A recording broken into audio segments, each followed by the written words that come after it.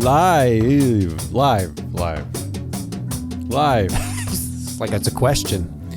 From the ISS Panda Garden. Oh, that's nice. Oh, it sounds...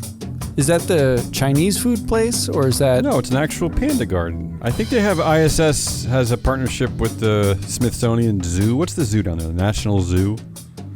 Oh, Aren't they in DC, ISS? They are in Rockville. Yeah, aren't they, close Maryland? enough. Whatever. Yeah, I mean, they probably get into DC from exactly. time to time. It's the ESG industry's only weekly woke data podcast. You know, unlike, Matt, a lot of our quote-unquote competitors that sell people... We have competitors for whatever we do? There are companies like ours who do a better job raising money, and they sell things that are tangential to ours, but unlike them, we actually have experience in our field.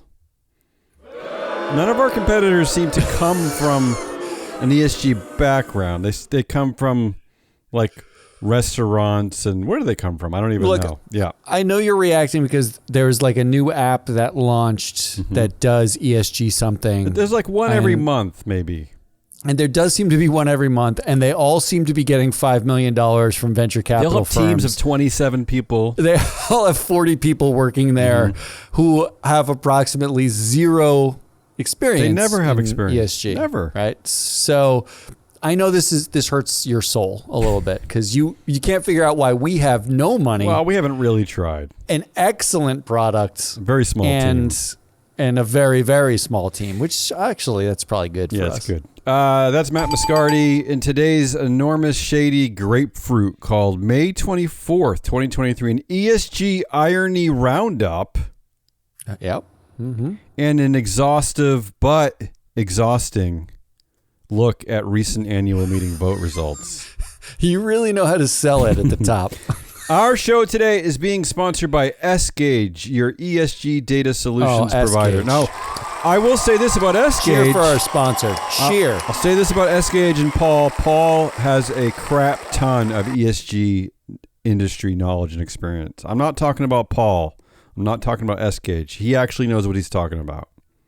I'm talking about all the other companies. I don't know what you're talking. You're not talking about them or talking about them. All right, let's move on. Something. Oh, today we got something a little bit different for you. I'm going to hand off my typical headline host reading duties, and I'm going to hand it off to you, Matt, because you have something concocted. I don't know what you're up to. What are you doing? ESG I don't have irony something roundup. concocted. Yeah. I just have some things to say and a way to say it. So let's do it. Sure.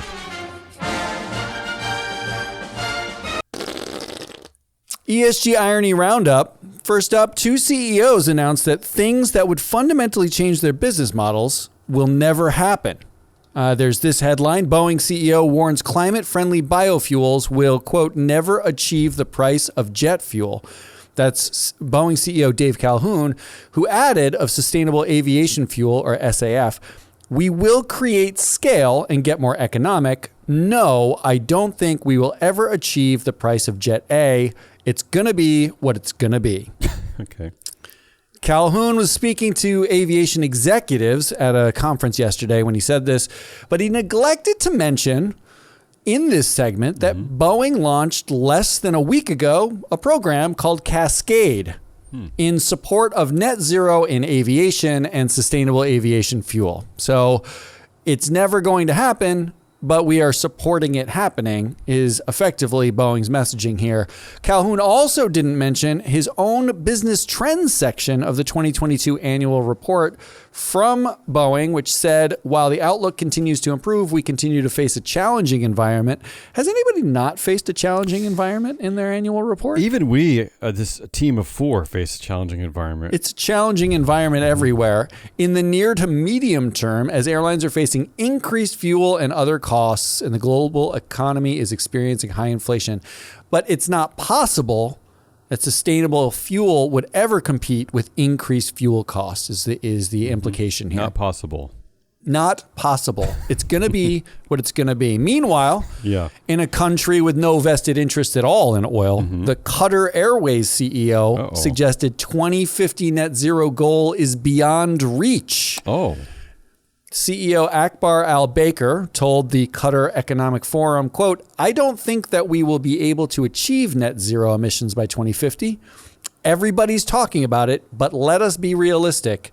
There is not enough production of sustainable aviation fuel. Wow, that's a 27-year prediction. Yeah, go ahead.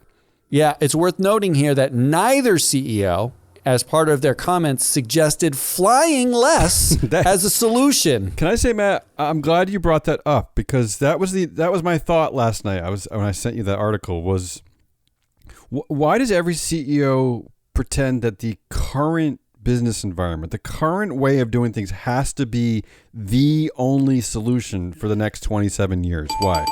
Because it is the only way, and to suggest otherwise is just ridiculous. Well, nothing changes, I suppose. Nothing right? Nothing has ever changes changed anywhere. Yeah. Nothing has ever changed. Everything. You know what I wouldn't care about, Cutter CEO? Fly half as many flights and double the price of the tickets. I don't care. Do it. Yes, do it. I don't care. Doubling. Nothing's going to change for you. You actually will probably save some overhead. So yeah, go ahead. Do it. I dare you. It'll be the same. Everyone will be happy, you included. In other news, Ron DeSantis may have actually manufactured the woke mind virus in a lab in Florida. Huh? This is new reporting. In 2019, DeSantis established the Office of Minority Health and Health Equity to administer health grants to people of color and women and discriminate ostensibly against white people by having one department devoted to minority health and health equity. And the program is called Closing the Gap Program. Mm-hmm. George Soros appears not to have been involved in this. What about Larry Fink? No word on Larry Fink. We reached out for comment. He did not get back to us, but it looks like the mind virus may have actually been released by this department, and they managed to contain it simultaneously. Wait, what are you talking about? Is this a goof? Are you goofing? What is this? Here's the real news. A new Gallup poll showed that the American public who's very aware of ESG, in a survey, went from 8% in 2021 of the American public very aware of ESG to a staggering 11% in 2023. Literally no one cares. Yeah, but I think we're going to take the credit for that 3% bounce. That's probably mostly us. Yeah, and I will say it's the opposite direction of the support for the National Center for Public Policy Research. They're going lower, so ESG is going higher. Yeah, it does strike me though that Ron DeSantis claimed a woke mind virus was at fault for companies going woke, and it does seem that he has that virus contained by limiting its spread amongst the American public. I'll say this though, Matt: if it goes up 3% every year until 2050, that would be 81. That would put awareness by 2050 at 92%. 92%. Wow! I'm predicting right here by 2050, 92% of all Americans will not only know what ESG is, but will eat it for breakfast. That's what they'll be doing. We may not have achieved it on their net poppy seed zero bagel, in aviation, and we have twice as many flights, but we'll all know what the acronym means. While the woke mind virus may be under control, its effects are still being felt. Target announced it's pulling some LGBTQ plus merchandise from stores ahead of June Pride Month after threats to workers. Yeah, explain this one to me. I've only seen the headlines. So apparently stores in the South have seen Pride merchandise moved from the front of the store. They had to move it to the back of the store, where I guess no one walks to the back. I always go to the back. That's where the horrible menswear is, in the back. I always go there. Also, isn't that where all of the actual holiday stuff is? It's always in the back corner of and all the Target. Phone chargers and come on, what's going on here? They've reportedly, the big argument is they've stopped sales of something called tuck-friendly women's swimsuits that are designed for trans women. They've stopped sales. They've stopped sales and they removed these from the shelves because of backlash. Okay, this is in some stores in the South. This is not a nationwide policy. It did not specify whether it was nationwide, but they've definitely stopped the sales, at least in some stores. And they did this because of a physical threat against their workers? Apparently someone is really upset by what someone else wears as a swimsuit. Sure. But there are conservative memes circulating on social media, the source of all important information, suggesting that these swimsuits are targeted towards kids only, or kids primarily, kids sizes. Sure. For tuck-friendly swimsuits. And None of that apparently is true. They don't exist, but that's what's circulating, and it's creating a backlash. The Target CEO said on Not This Podcast last week that DEI, or diversity, equity, and inclusion, fueled company growth over the last 9 years. Yeah. But we here at Board Sabermetrics and Free Float, our data suggests that the woke mind virus should have been foreseeable at Target. Oh, yeah. For the following reasons. Yes, I'm excited. This is from Board Sabermetrics, our data. This is Board Sabermetrics. The board is stacked with the woke. Okay. Derica Rice sits on Disney's board, also sits on Target's board, and Monica Lozano sits on Apple's board, also sits on Target's board. This is not our version, our definition of the term woke. The right definition of the term woke is just any woman or any black person. That is, in order, a black person and a woman, yes. I just mentioned. Yes. The board actually has no gender power gap, according to our data. Women occupy 38% of the board, and they own 36% of the power. It's basically no power gap. Yeah. There's actually a slight positive diversity power gap, meaning diverse board members occupy a quarter of the board, but 28% of the power. It's very slightly in favor of power. And the management team, according to our metrics, are considered aristocratic with highly educated directors. And no single source of influence. The CEO only commands, Brian Cornell only commands 22% of the board power, far below most American peers. This suggests to me that what Brian Cornell is saying, that DEI fueled company growth over the last 9 years, might actually be true. He might be earnest. Yes. He actually has experience with the D, the E, and the I, and has seen it actually do some things. And listens to them. That's correct. Now, assuming that nobody likes 9 years of growth at Target, because apparently now we're backlashing against it, if all else fails, an editorial suggestion by me, Target could leverage existing gun laws in the South to arm all their employees, like we hope to arm teachers. And then you can shoot everyone who yells at you for the swimwear choices of others. I don't like how you ended that part. Yeah. Next up, let's turn to Damien to give us an update on sports. Matt, you're really rushing me into my segment. We got places to be. This is my concern. Here's my concern for the anti-woke is that magically they've already deemed Walmart to be woke. I still can't. I'm trying to unravel that. But there are a lot of groups who target Walmart as being super woke. But now Target's woke. Matt, where the hell are they going to shop? What's left? Look, where are they going to these go? are excellent questions. The dollar store gets a lot of.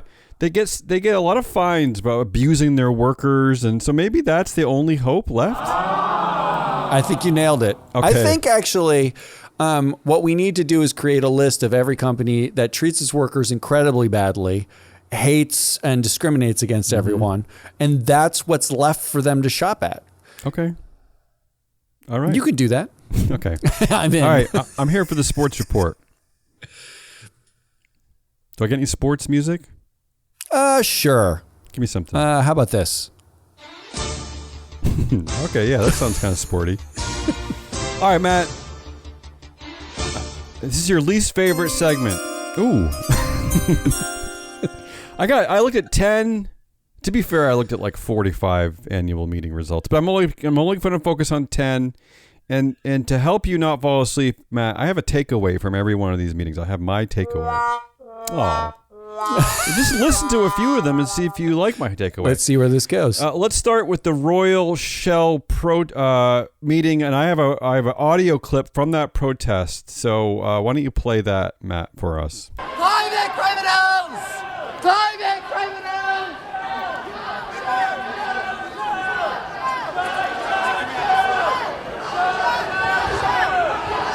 Mars is uninhabitable. Excuse me. I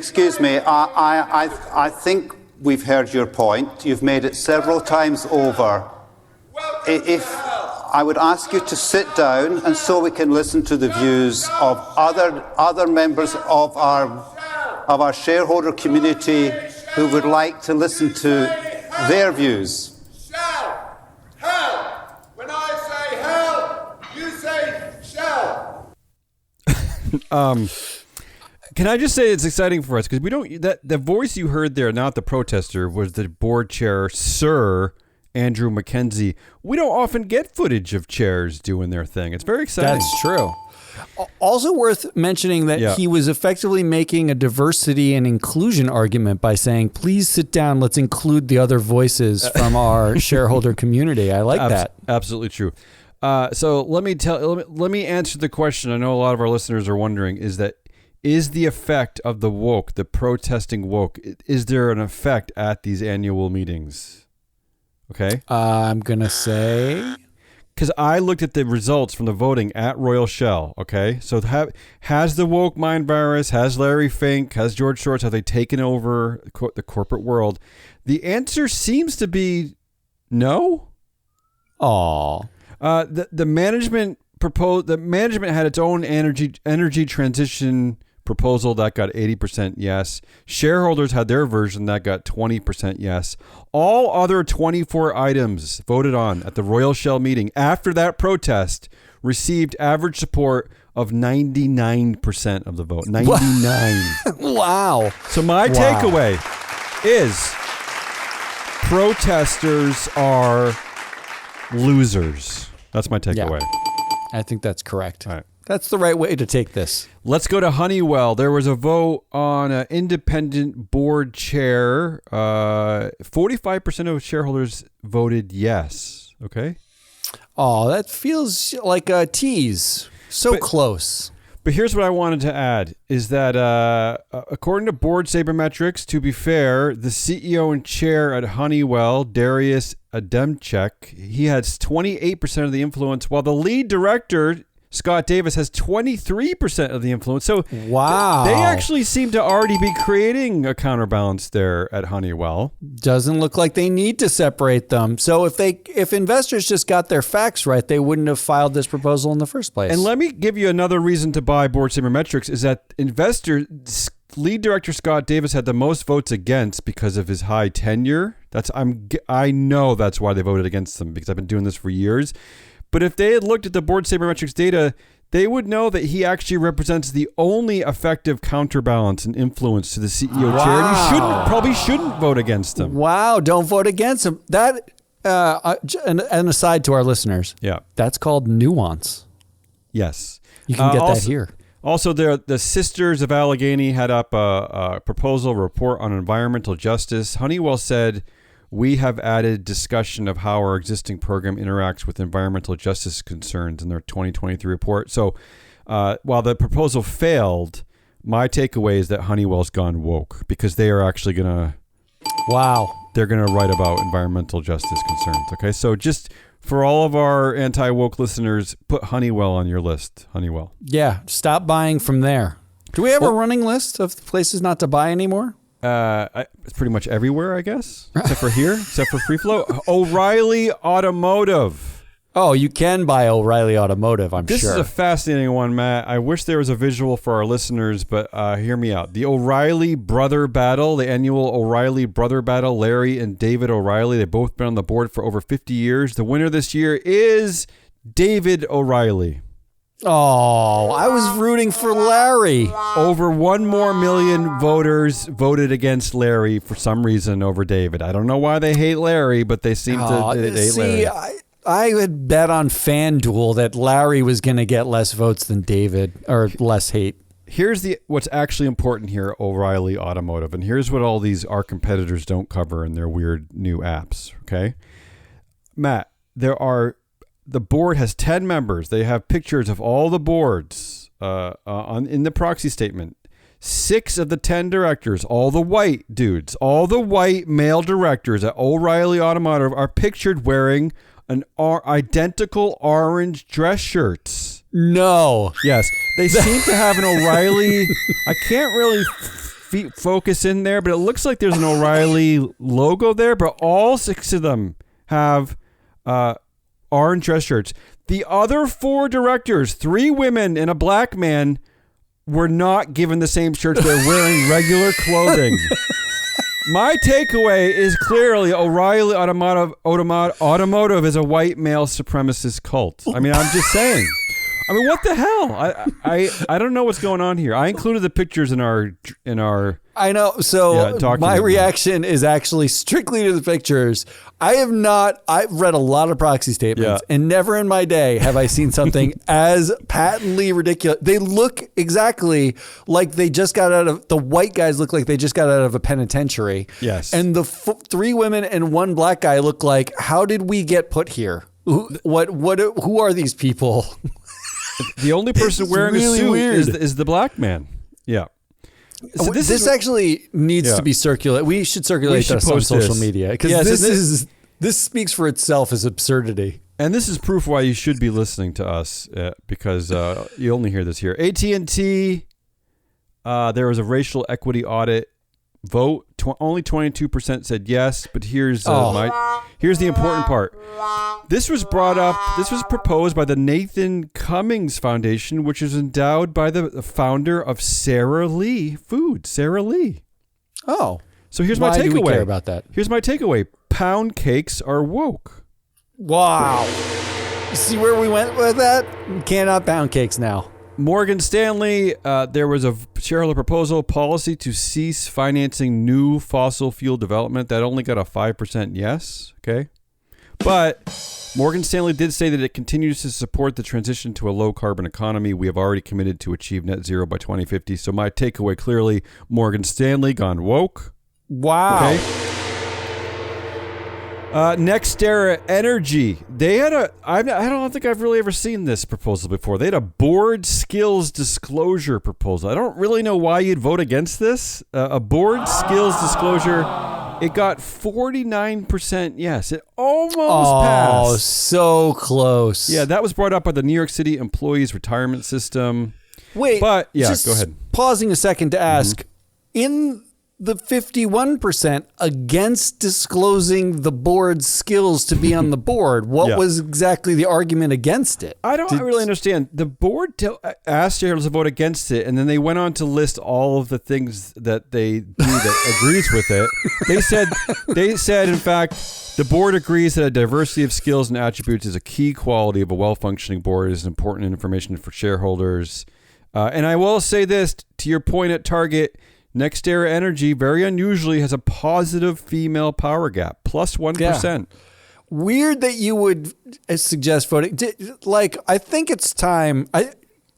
The number of votes that boards just suggest to vote against is 98%, 99% of shareholder proposals. Yes. It's time for them to just stop saying we have to say against. Yeah. Because this one seems like, I want to know who voted against this. And I also want to know why they can't just say, yeah, I've done this in my past. Like, this seems like basic information to hire somebody. I will say, though, my takeaway is that since NextEra Energy is essentially supported that a diversity of skills and attributes is important, that they've gone super woke, obviously. No, Tesla.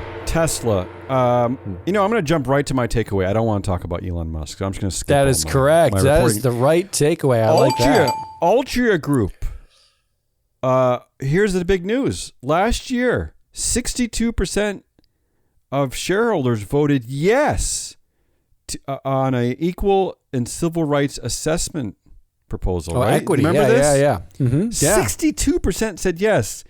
Yeah. Well, Strive didn't exist yet.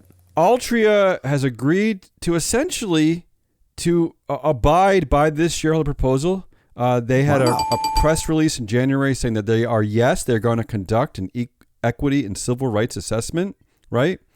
For some reason, the Sisters of St. Francis of Philadelphia were added again this year, and they put up a civil rights equity audit. Another vote. That one failed. I don't know why maybe the sisters should just take the victory and give it a rest. But I imagine that the board's response was, we already agreed to this and are producing it as we speak. But here's the important part. The important part, two things are important here. That yes, shareholder proposals do actually matter. This one passed. Altria has agreed to abide by most of it. The other important takeaway is that Altria has gone extremely woke. Okay. Wow. No cigarettes, no pound cake. Everybody going woke, except for O'Reilly Automotive. I can't get an air purifier. What can I do? Harley Davidson. Say on pay. 49.9% voted no. 49. My takeaway, all vote lives matter. Come on, wow. people. I like Vote that your- takeaway. That's a good vote your takeaway. proxies. And finally, in my big sports, what am I doing? Annual meeting roundup. Home Depot. The National Center for Public Policy Research, that's Matt's new favorite group, they had a racial equity audit up for vote. Very, very tongue-in-cheek, very ironic racial equity audit. They got 0.009% yes. That's like 3 shares. Yeah. So I guess my takeaway here, since Home Depot told shareholders to vote against the National Center for Public Policy Research, is that I guess Home Depot has gone woke. I guess that's my takeaway. You know, nothing says woke like Bernie Marcus, ex-founder of Home Depot, saying that woke is the reason for all their problems. That's it. That's my big roundup. Wow, that was not just a big roundup. That was way more exciting than I thought it was going to be. Well, only because of O'Reilly Automotive, let's be fair. I mean, seeing 6 men dressed exactly the same and literally Six white men. the only people who weren't white men dressed totally differently is comedy. Yeah, who was responsible for the optics on that one? Who made that final decision? The marketing team. They're going to put that person on leave. That's Damian Rollis. I am Matt Muscardi. Thank you for joining our afternoon broadcast on Woke Wednesday. We are Business Pants. We sell products. Those products are called Board Sabermetrics. They tell you everything you need to know about boards. Big thanks to our sponsor, S-Gage, for all of their support over the many, many months and years. You too can sponsor us simply by rating us, giving us 5 stars, leaving us a review, and or giving us money so we talk about you on the show. Until tomorrow's show, goodbye.